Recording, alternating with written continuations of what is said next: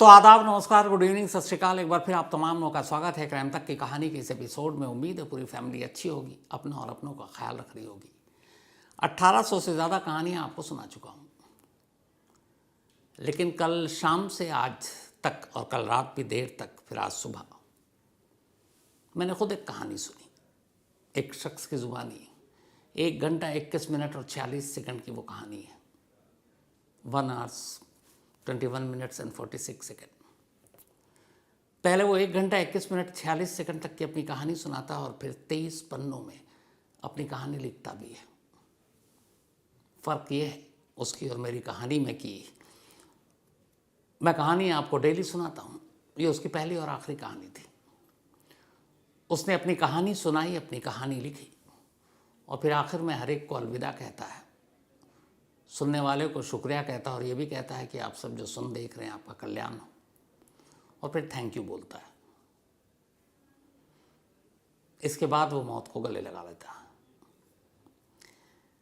अतुल सुभाष 34 साल का एक सॉफ्टवेयर इंजीनियर, जिसकी बेंगलुरु में एक कमरे के अंदर पंखे से झूलती जब लाश मिली, उसकी मौत हुई।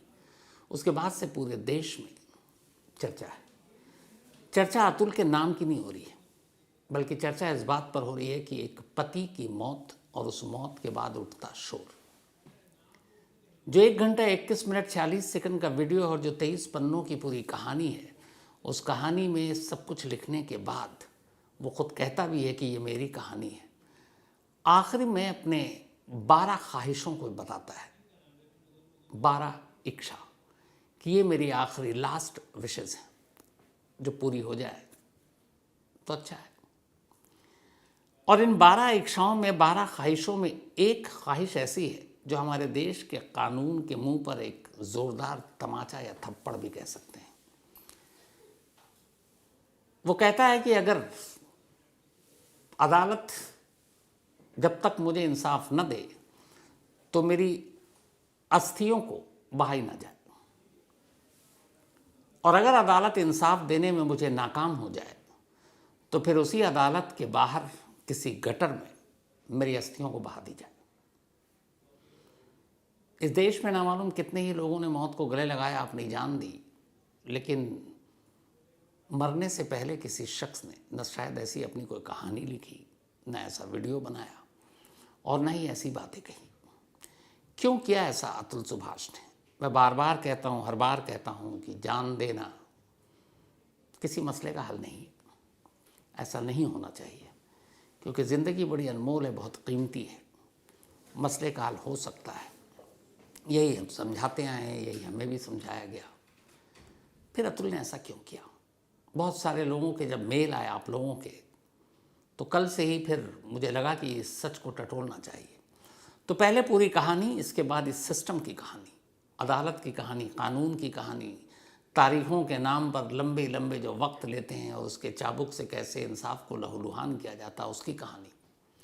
कहानी पति पत्नी के रिश्तों की कहानी, विवादों की कहानी, दहेज की कहानी, तलाक की, और कहानी पति पत्नी के जब मामले मुकदमे अदालतों में पहुंचते हैं घर की दहलीज लान कर, तो फिर इंसाफ के नाम पर क्या खेल होता है। ये पूरी कहानी मैं नहीं, खुद 1 घंटा 21 मिनट 46 सेकंड में अतुल सुभाष बता कर गया है। मैं तो सिर्फ आप तक अब पहुंचा रहा हूँ। बिहार के समस्तीपुर का रहने वाला अतुल पढ़ने लिखने में ठीक था। उसने कंप्यूटर साइंस में पढ़ाई की। धीरे धीरे वक्त बीता, नई नई टेक्नोलॉजी आई, तो उसने आर्टिफिशियल इंटेलिजेंस यानी कि AI, आर्टिफिशियल इंटेलिजेंस में उसने महारत हासिल की, और फिर बेंगलुरु पहुंच गया और वहाँ उसे एक नौकरी मिल गई। ज़िंदगी ठीक ठाक चल रही थी। तभी 2019 में अप्रैल के महीने में उसकी शादी हो जाती है, और ये शादी एक मैट्रिमोनियल साइट पर दोनों लड़का लड़की मिलते हैं। अतुल के घर वालों को लड़की पसंद आती है, लड़की के घर वालों को अतुल पसंद आता है, और 26 अप्रैल 2019 को अतुल और उसकी पत्नी निकिता, इन दोनों की शादी हो जाती है। निकिता ने भी कंप्यूटर साइंस से पढ़ाई की, लेकिन कुछ और आगे नहीं कर पाई। वो एक कॉल सेंटर में कुछ दिनों के लिए काम भी किया। शादी बड़ी धूमधाम से हुई, दोनों परिवार खुश। उसके बाद दूल्हा दुल्हन दोनों पहुंच जाते हैं बेंगलुरु, जहाँ पे आशियाना था अतुल का। अब वहाँ एक नई ज़िंदगी शुरू होती है। पहला साल बहुत खूबसूरत गुजरता है। दोनों को एक बेटा होता है, लेकिन बेटा होने से पहले ही कुछ चीज़ें अब परिवार में आनी शुरू हो गई थी। पति पत्नी के बीच में अब नोक झोंक, लड़ाई झगड़ा शुरू हो गया। हालांकि हर पति पत्नी के बीच में थोड़े मोटे झगड़े होते हैं, लेकिन ये रिश्ता इतना खूबसूरत है कि फिर वो फ़ौरन सुलह भी हो जाती है। हम सब, आप लोग इससे दो चार हैं कि एक मनमुटाव भाई बहन माँ बाप सबसे होता है कई बार, लेकिन फिर वैसे ही अच्छे रिश्ते शुरू हो जाते हैं। लेकिन यहाँ इस घर में ऐसा नहीं था। जो पूरी कहानी है, उस कहानी के हिसाब से अतुल के अचानक जब वो बेटे का बाप बना, उसके बाद इस परिवार में पहली बार पति पत्नी के बीच में जो दरार शुरू हुई, उसके हिसाब से वो निकिता की माँ, उनके दखल से जब वो अपनी बेटी के पास बेंगलुरु आती हैं, और बेंगलुरु आने के बाद अब वो अपनी बेटी से बात करनी शुरू करती है, उसे सलाह मशवरा देना शुरू करती हैं, और फिर वहीं से पति पत्नी के बीच खटास शुरू होती है। फिर माँ और बेटी मिलकर अपने भाई के लिए पैसे की डिमांड करती हैं। अलग अलग 2 किस्तों में, बल्कि 3 किस्तों में अतुल अपने साले को पहले 3 लाख, फिर 14 लाख, फिर 3 लाख करके पैसे भी देता है। उसके बाद फिर 50 लाख की डिमांड होती है। वो कहता है मेरे पास इतने पैसे हैं नहीं। तब वो लोग भड़क जाते हैं और ये अपने दिए हुए पैसे अतुल अब वापस मांगता है। रिश्ते और बिगड़ते हैं। इसी के बाद कोरोना आ जाता है। अब कोरोना काल में अचानक जब ये पैसों को लेकर रिश्ते ख़राब हुए, तो निकिता अपनी माँ और अपने बच्चों को लेकर बेंगलुरु से जौनपुर वापस पहुंच जाती है, और अब वो पति से अलग हो जाती। पति को धमकाती है कि तुमने मेरे साथ ये किया, तुम्हें मैं बर्बाद कर दूंगी। इसके बाद जौनपुर की अदालत में एक पहला मुकदमा शुरू होता है 2 साल पहले। निकिता और उसके घर वाले अतुल के खिलाफ दहेज, उसके ऊपर violence, unnatural sex, even Nikita के अपने फादर के मर्डर का मुकदमा भी दर्ज करवा देते हैं। अब मर्डर 302 नॉन बेलेबल ऑफेंस है। 498A डॉरी का केस। अब एक साथ धीरे धीरे 9 केस अतुल और उसके बुजुर्ग माँ बाप और भाई पर। अब अतुल बेंगलुरु में नौकरी कर रहा है। केस है जौनपुर, उत्तर प्रदेश में। जब भी सम्मान आता है 1 तारीख पे जाने के लिए बेंगलुरु से करीब 2 दिन तो खर्च होता। 2 दिन आना जाना, पैसा, रुकना, ठहरना। 2 सालों में 120 तारीखें पड़ी अदालत में। इन 120 तारीखों में से 40 बार बेंगलुरु से अतुल जौनपुर पहुंचा। बाकी कई बार 40 बार तो पहुंचा जहां सुनवाई हो। इस 40 बार के अलावा उन 120 मामलों में जब तारीखें पड़ी थी, ये जब अदालत पहुंचा, तो पता चला कभी वकीलों का हड़ताल है, कभी किसी वकील की मौत हो गई तो शोक सभा है, कभी जज साहब छुट्टी पे हैं, कभी जज साहब का तबादला हो गया, अब नए जज साहब आएंगे, नई जज साहब आएंगी। बैरंग लौटना था, लेकिन आना जाना वक्त। साल की 23 छुट्टियां मिलती थी अतुल को, और 23 छुट्टियों के साथ 2 साल में 120 तारीख। कोई भी दफ्तर आपको यूं तो जाने देगा नहीं। 1 साल की 23 तारीखें, और 1 साल में कम से कम अगर 120 के हिसाब से 60 बार आपको जौनपुर पहुंचना है। ये छुट्टियां कहाँ मिलेगी? वैसे भी प्राइवेट सेक्टर में आपको पता है छुट्टियां कैसे मिलती हैं। हर तरह से परेशान। अब ऊपर से एक सबसे खतरनाक मुकदमा 302 का, जो निकिता और उसके माँ ने लगाया, बाप की ही मौत का। और उसमें इल्ज़ाम ये था कि दहेज के लिए अतुल ने एक बार 10 लाख रुपए मांगे, और उस 10 लाख की डिमांड को सुनकर निकिता के फादर सदमे में चले गए और उनकी मौत हो गई। ये FIR में लिखा गया। अब 302, क्योंकि मौत की वजह यह है कि वो अगर दहेज ना मांगता तो उनको सदमा ना लगता और हार्ट अटैक नहीं होता, मरते नहीं। अब मरता क्या ना करता, भागा, अदालत में पहुंचा, दलील शुरू हुई, बहस शुरू हुई। तो फिर पता चला उसी क्रॉस एग्जामिनेशन में, उसी कोर्ट में निकिता खुद अपने मुंह से कहती है कि नहीं, मेरे फादर का इलाज चल रहा था पिछले 10 सालों से दिल्ली के अस्पताल में। उन्हें वो दिल के मरीज़ थे, डायबिटिक था, और भी चीज़ें थी। तो मौत उस 10 पुराने लंबे साल की बीमारी की वजह से हुई थी, ना कि उस जो इल्ज़ाम लगाया था। तो अदालत ने भी कहा कि ये क्या बेवकूफ़ी है, 302 हटा। लेकिन बाकी मुकदमे चल रहे थे। फिर परेशान करना था अतुल के हिसाब से, तो उसके बाद ये हाई कोर्ट पहुँच जाती है निकिता की फैमिली, और कहती है कि बहुत वक्त लग रहा है, तो फास्ट ट्रैक कोर्ट में मामला दे दीजिए, क्योंकि फास्ट ट्रैक कोर्ट में तारीखें जल्दी जल्दी आती हैं। अब फास्ट ट्रैक कोर्ट में एक 9 केस थे, उनमें से एक केस फास्ट ट्रैक कोर्ट में पहुंचा। जब फास्ट ट्रैक कोर्ट में पहुंचा तो वहाँ पे भी पेशकार और बाकी लोगों को पैसे देकर ये हुआ कि भैया हर दूसरे तीसरे दिन या चौथे दिन एक तारीख दे दो। अब अतुल बेंगलुरु से एक तारीख पर आता, वापस बेंगलुरु पहुंचता, तब तक अगले दिन उसके पास दूसरा संबंध की नेक्स्ट डेट आपका 2 दिन बाद का है। अब एक कदम बेंगलुरु में, एक कदम जौनपुर पर, और ये सोचिए कि महीने में 8 बार अब फास्ट ट्रैक कोर्ट में उसकी पेशी हो रही है। वो नौकरी करेगा, पैसे बचाएगा, ये सब करेगा। ये सारी चीज़ें चलती रहीं। इसके बाद उसके बुज़ुर्ग माँ बाप पे भी ये सारे केस डाल दिए गए, मारपीट के, दहेज के। अब माँ बाप भी बिहार से चक्कर काट रहे हैं, जौनपुर के। अब यहाँ पे कानून का भी मजाक देखिए कि पति पत्नी रह रहे हैं बेंगलुरु में, इल्ज़ाम है कि बेंगलुरु में टॉर्चर किया गया, इल्ज़ाम है कि बेंगलुरु में मारपीट की गई, इल्ज़ाम है कि बेंगलुरु में रहकर उससे दहेज के पैसे मांगे गए, लेकिन मुकदमा जाकर जौनपुर में दर्ज कराया जाता है। क्यों? क्योंकि उसे पता है कि अगर बेंगलुरु में होगा तो यहीं कोर्ट है, वो कभी भी पेशी हो जाएगी। लेकिन जौनपुर आना जाना ये अपने आप में एक हैरेसमेंट है। ये सब कुछ भी हुआ, अदालतों ने भी आंखों पे तो पट्टी बांधी, हालांकि अब खोल दी गई है, लेकिन इंसाफ की देवी अभी भी पूरी तरह से उनको दिखाई नहीं देती है। तो ये चलता रहा अदालतों में सिलसिला।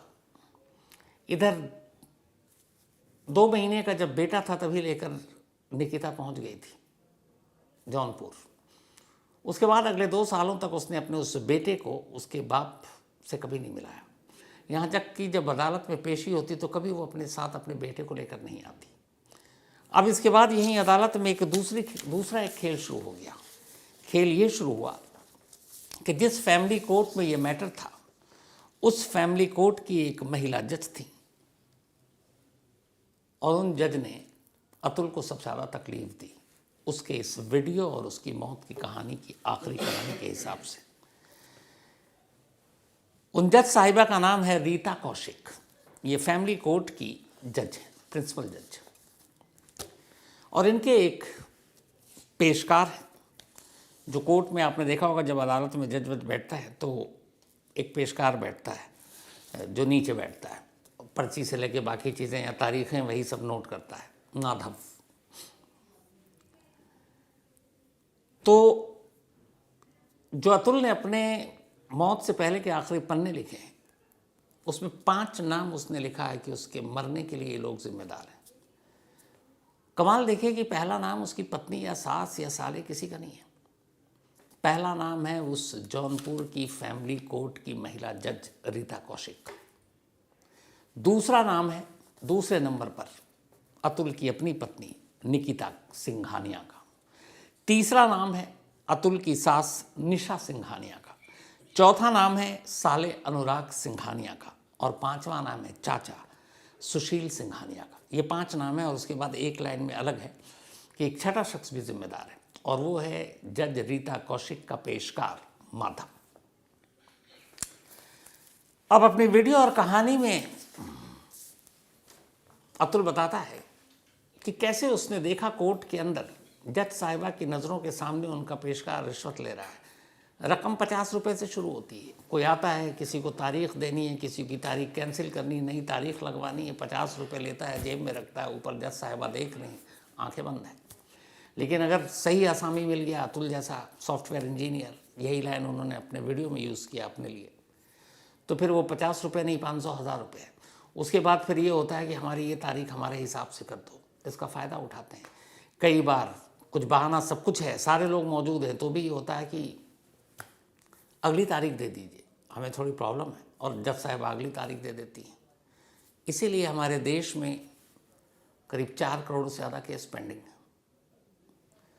पैसे देकर तारीखें बढ़वा लो, पैसे देकर तारीख अपने हिसाब से करा लो, पैसे देकर जिस दिन सुनवाई उसको टलवा दो, ये सारी चीज़ें हैं। अब सोचिए कि जो लोग दूर दूर से उस कोर्ट के संबंध पर पेशी के लिए आते हैं, उनका क्या होता है? उनका तो पूरा एक दिन, अगर उसी शहर में है तो भी पूरा दिन बर्बाद हो जाता है, क्योंकि छोटी छोटी जगहों पे यही पता नहीं चलता है कि हमारा केस किस नंबर पर लिस्टेड है। कोर्ट खुलने का टाइम 10 बजे, वो बेचारे 10 बजे पहुंच जाते हैं। पता चलता है कि नहीं, लंच के बाद है, लंच से पहले नहीं मालूम। खड़े रहना आपको जब तक कोर्ट चालू है। अब जो बाहर से आते हैं उनकी क्या हालत। तो इन 2 सालों में लगभग अतुल को इन चीज़ों ने तोड़ कर रख दिया। और जो सबसे ज़्यादा सदमा तब लगा जब उसकी बिना किसी सुनवाई के उसके हिसाब से उनकी जज साहिबा रीता कौशिक ने एक दिन एक फ़ैसला सुनाया कि जब तक तुम मियाँ बीवी के तलाक का फ़ैसला नहीं हो जाता तब तक तुम मेंटेनेंस के नाम पर हर्जाने के तौर पर, खर्चे के तौर पर अपनी पत्नी निकिता को हर महीने 80,000 रुपये दोगे। 80,000 रुपये जौनपुर जैसी जगहों पर फिर भी ठीक है, लेकिन उस 80 में से 40,000 रुपये उस बच्चे के लिए उस वक्त जिसकी उम्र सिर्फ 2 महीने थी।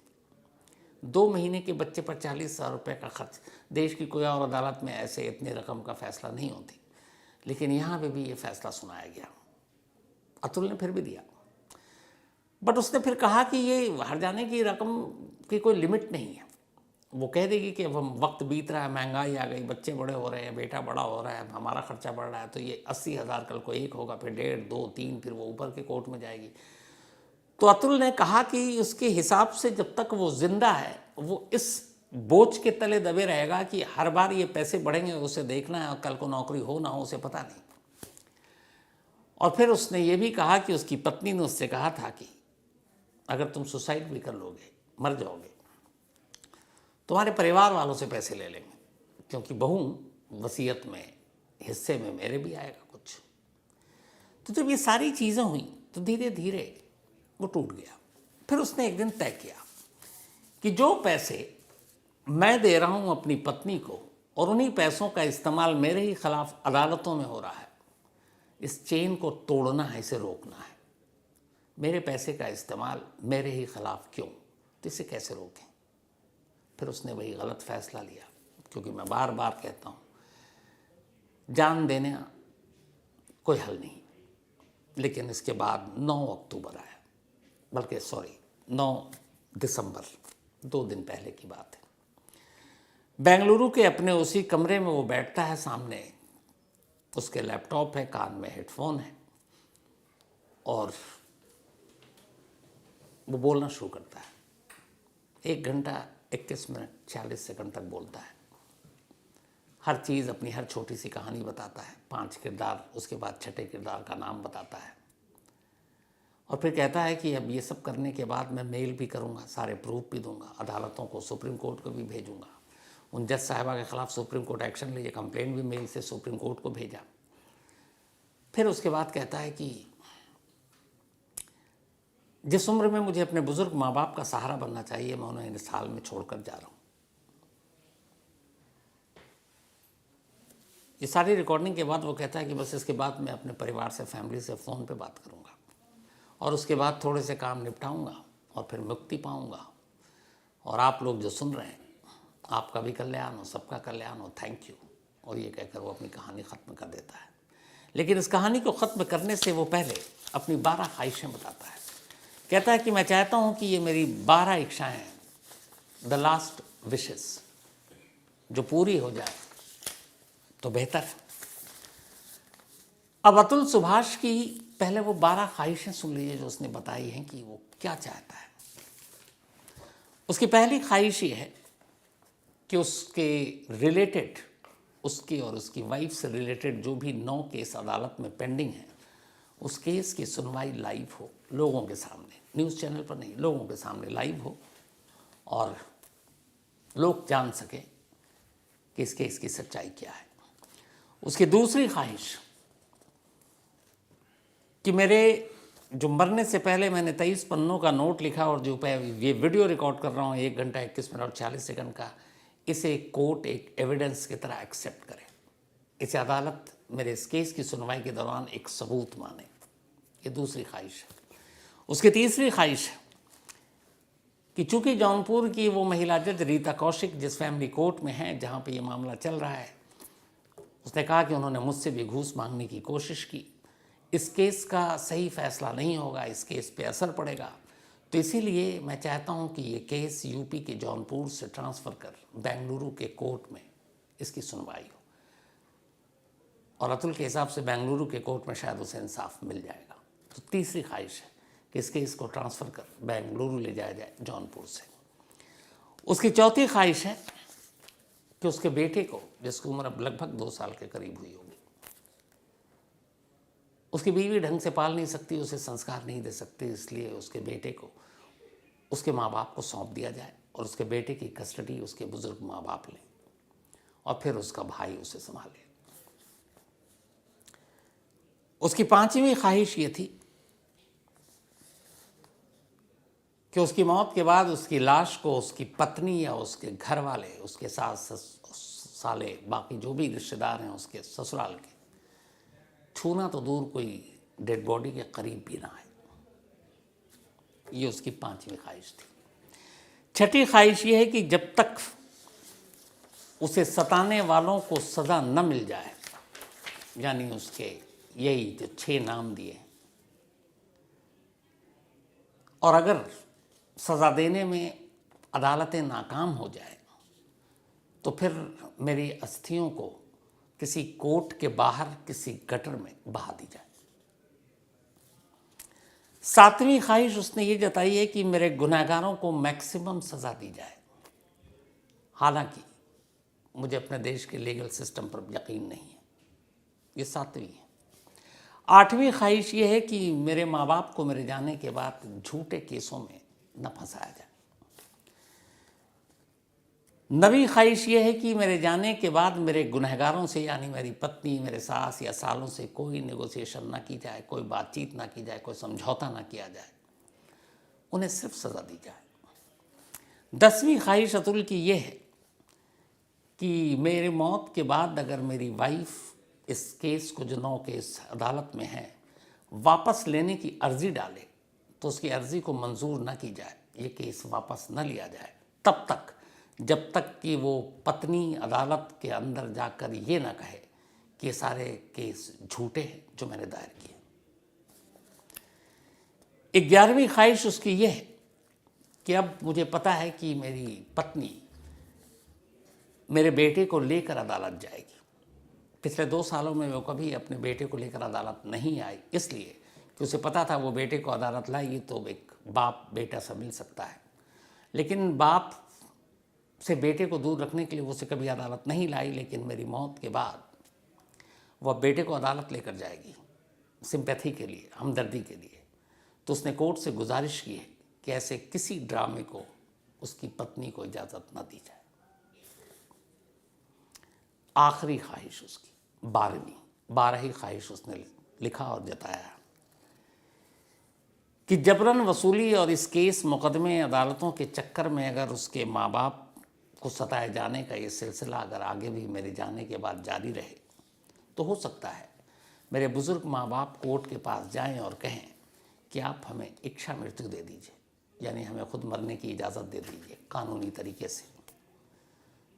तो उसने कहा है कि अगर ऐसा होता है तो आप न सिर्फ मेरे माँ बाप को बल्कि इस देश के तमाम पतियों को फॉर्मली, औपचारिक रूप से मार डालें,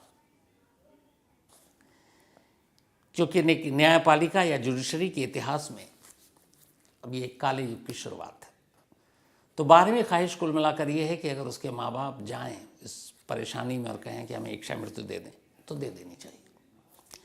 ये 12 ख्वाहिश अतुल ने लिखी।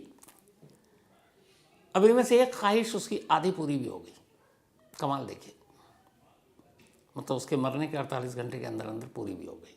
वो ख्वाहिश ये है कि जो कहा कि उसने उनके गुनहगारों को सज़ा ना दी जाए, तो बेंगलुरु पुलिस ने एक FIR दर्ज किया। अतुल को अबेटमेंट ऑफ सुसाइड यानी खुदकुशी के लिए उकसाने के इल्ज़ाम में ये FIR दर्ज हुआ है। इस FIR में नाम है अतुल की पत्नी, अतुल की सास, अतुल के साले और अतुल के चाचा। 6 नाम में से ये 4 नाम थे। इन चारों के खिलाफ FIR दर्ज है, इन चारों के FIR में नाम है। लेकिन इस FIR में जज साहिबा का नाम नहीं है, इस FIR में उनके पेशकार का नाम नहीं है। तो क्या अतुल जो इतनी सारी बातें कह गया कि मुझे अपने इस लीगल सिस्टम पर भरोसा नहीं है, कानून और इंसाफ के नाम पर सब मजाक है, तो ये FIR उसके इस यकीन को पुख्ता करती है। क्योंकि अगर इल्ज़ाम सब पर है और इल्ज़ाम बराबर है और ये आखिरी दस्तावेज है उसके मौत से पहले, तो फिर भेदभाव क्यों? 4 लोगों के खिलाफ तो आपने नामजद FIR लिख लिया, लेकिन जो इस पूरे नोट में आरोपी नंबर 1 जिसके ऊपर सबसे बड़ा इल्ज़ाम है और जिसका नाम पहले नंबर पर है, यानी वो महिला जज, उनका नाम FIR में नहीं है। उन महिला जज का जो पेशकार, उनका नाम FIR में नहीं है। तो क्या मजाक है?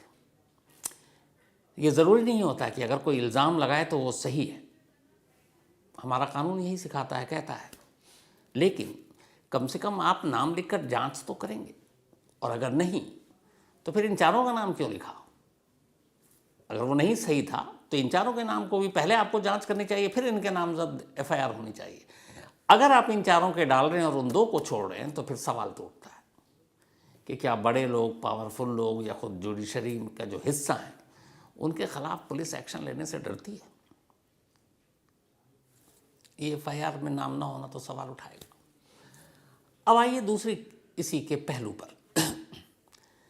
दूसरा पहलू ये है कि इस जो ख्वाहिश जताई है, और वो बड़ा एक सुलगता सवाल है कि अगर मुझे इंसाफ ना मिला तो किसी कोर्ट के बाहर के गटर में मेरी अस्थियों को बहा देना।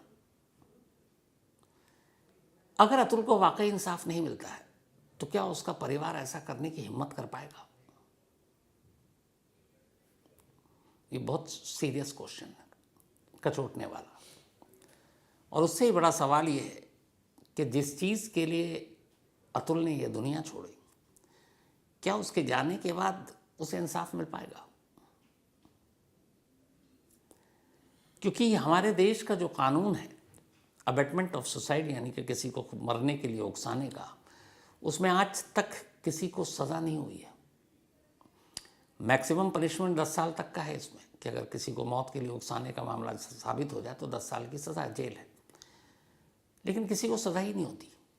उसकी वजह यह है कि सुप्रीम कोर्ट का ही एक फ़ैसला, कुछ वक्त पहले एक सुप्रीम कोर्ट का फ़ैसला आया था और सुप्रीम कोर्ट ने उसमें कहा था कि अगर कोई शख्स अपनी जान दे रहा है और अगर किसी का नाम भी लेकर जा रहा है तो ये नहीं माना जाएगा कि उसकी वजह से उसकी जान गई तब तक जब तक कि ये इस्टेब्लिश या साबित ना हो जाए कि जब उसने जान दी तो क्या, अगर उसने फंदा लगाकर वो मरा तो क्या वो रस्सी वो सामने वाला ला कर दिया था, अगर गोली मारता है तो क्या पिस्टल या बंदूक उसने ला कर दिया, अगर चाकू मारता है तो क्या चाकू वो उसने ख़रीद कर दिया, और क्या उस वक्त को उसके सामने खड़ा था, मौजूद था।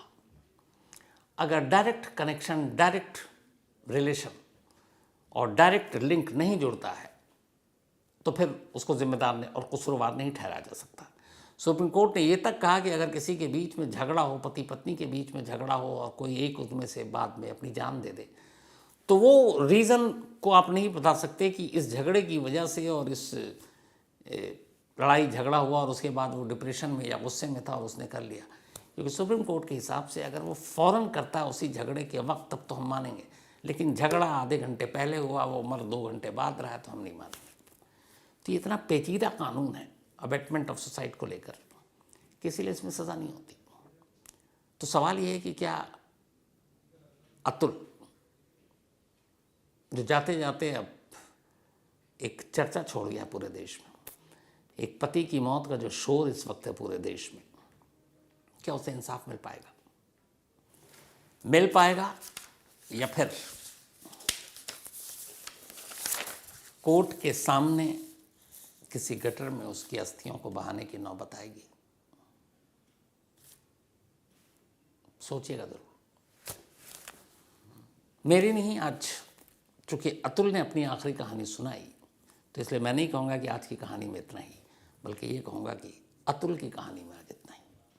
अब आपसे मुलाकात होगी कल रात 9 बजे किसी नई कहानी के साथ। तब तक अपना और अपनों का ख्याल रखिएगा। Thank you very much.